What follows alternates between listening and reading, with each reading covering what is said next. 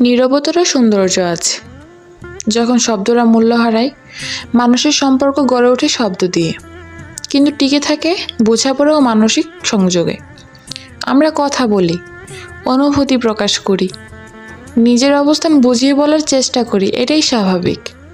কিন্তু সবসময় সব কথা সবার কাছে মূল্য পায় না।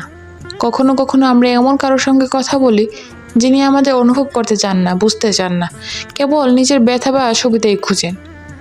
ঠিক সেই মুহূর্তে সবচেয়ে মূল্যবান ভাষা হয়ে ওঠে নীরবতা।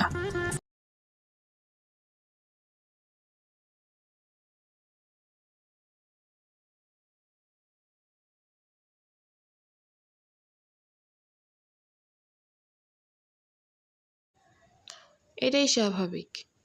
কিন্তু সবসময় সবার কথা সবার কাছে মূল্য পায় না, এটাই স্বাভাবিক। কখনো কখনো আমরা এমন করে কারোর সঙ্গে কথা বলি যিনি আমাদের অনুভব করতে চান না। পাল